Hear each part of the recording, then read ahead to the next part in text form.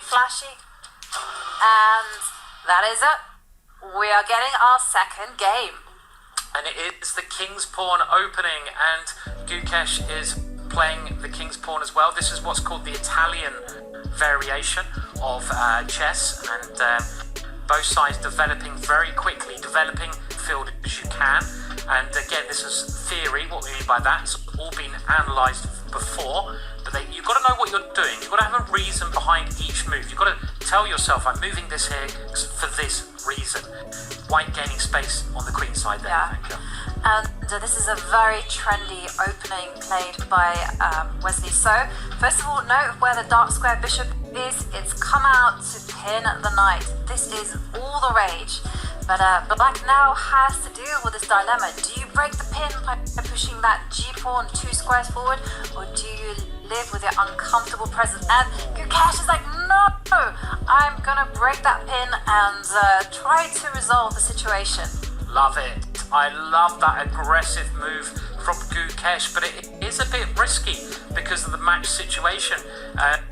You can see the black king is not castled, it's in the middle of the board. So if Wesley can open up the middle of the board, which he's going to try to do now, the black king could get under attack, and that could be very good news for Wesley. So look at that black king, he's got his pieces, giving it a bit of a cuddle there in the middle of the board. They're saying, hello king, I'm just gonna give you a little bit of a cuddle, extra pillows around you there, sir. Do say a knight is a king's best friend. Remember that if you are in a difficult position.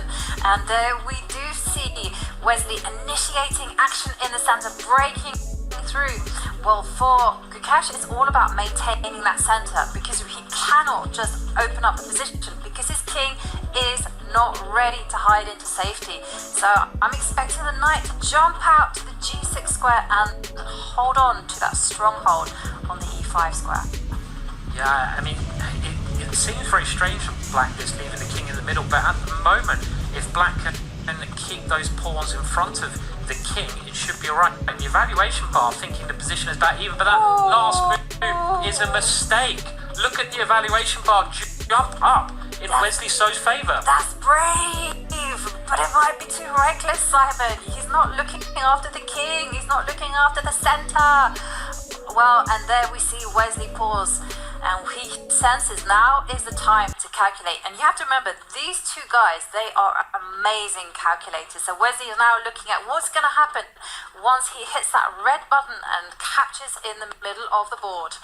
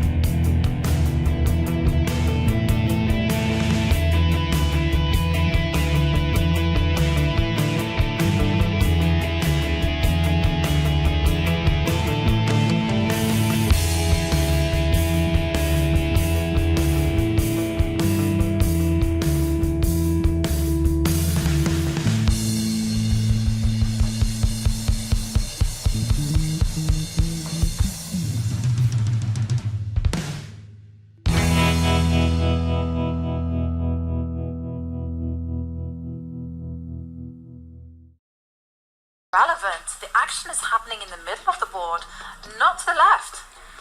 Yeah, and this gives Gukesh a chance to develop another piece. He brings his bishop out, just trying to get more pieces into the game.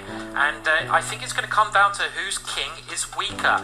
And Wesley now trying to take that pawn, but keep an eye on the clock.